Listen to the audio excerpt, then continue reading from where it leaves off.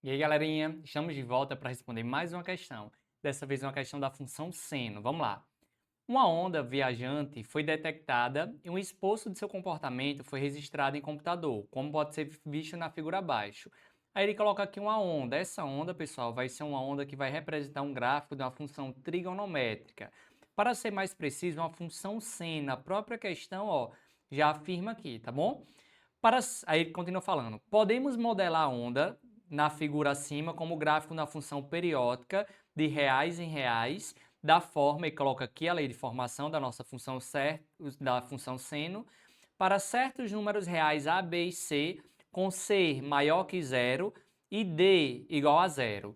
Galera, nós vamos lembrar que na nossa função seno, cada um desses parâmetros tem uma função.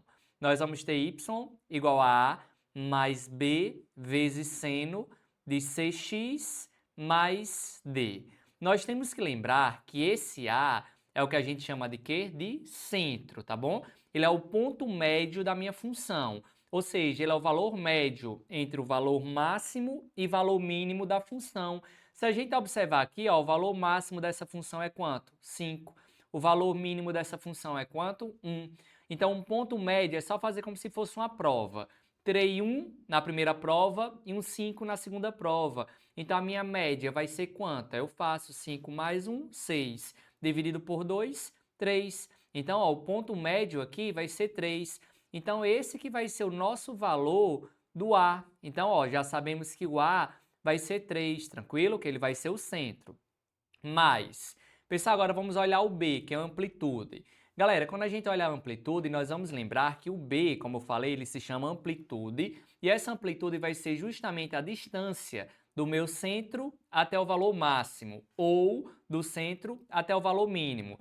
Se a gente observar aqui, ó, essa distância do centro até o valor máximo está sendo, ó, de 2 até 5, 2 unidades, e de 3 até 1, 2 unidades também. Então, o centro vale 2. Porém, lembrem, esse centro ele pode valer 2 positivos, perdão, centro não, amplitude. A amplitude vale 2. Então, essa amplitude pode valer 2 positivo ou 2 negativo. Ah, Lucas, como é que eu sei se vai ser positivo ou negativo? Vamos lá. Nessa função seno, a gente percebe que ela começa o quê? Ó, subindo, tá bom? Aqui no eixo Y.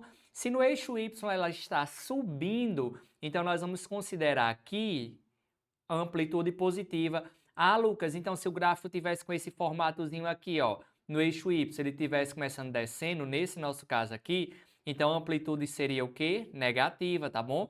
Então esse 2 seria negativo, não é o caso. Como ele está começando subindo, então é positivo. Vezes o seno, vamos lá. Pessoal, esse C, nós vamos lembrar que a gente não retira ele de forma explícita do gráfico. O C, ele se chama de quê? Modificador do período, tá bom? Ele é aquele valor responsável por alterar o período da função.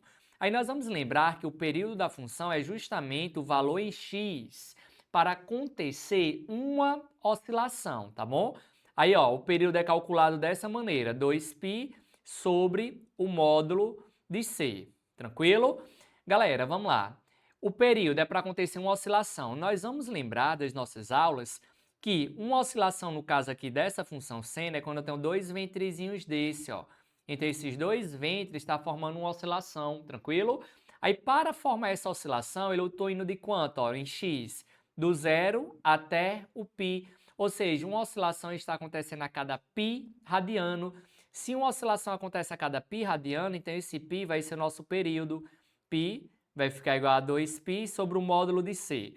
Pessoal, quando eu falo módulo de C, é porque esse C pode ser positivo ou negativo. Porém, a própria questão já afirmou que o C vai ser o quê? Positivo, tá bom? Então, eu vou colocar aqui C positivo.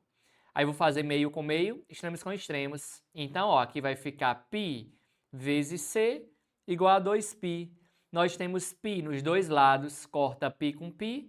Então, o valor de C fica exatamente igual a 2.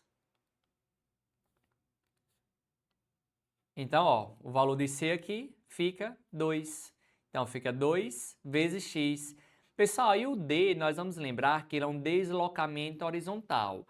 Se eu tenho um D diferente de zero, então esse gráfico ele vai se deslocar horizontalmente. Quando ele desloca horizontalmente, então vai mudar algumas coisas aqui na nossa função.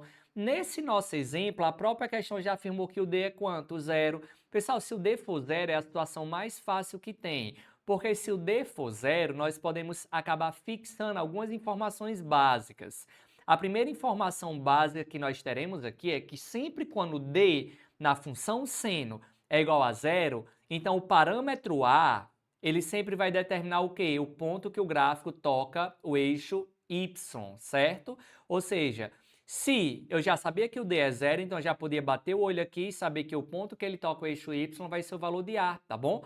Ou, outra forma de encontrar o valor de A é lembrar que o A é sempre o quê? O ponto médio entre o valor máximo e o valor mínimo. Então, ó, agora é só responder o comando da questão. Se a questão perguntar a lei de formação é essa.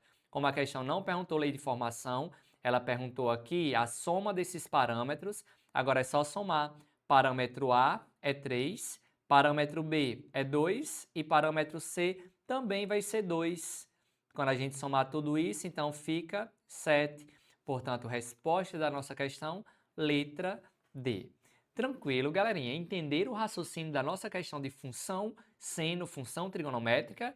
Então, espero que vocês tenham entendido esse vídeo explicando essa questão. Aguardo vocês nos nossos próximos vídeos. Até logo!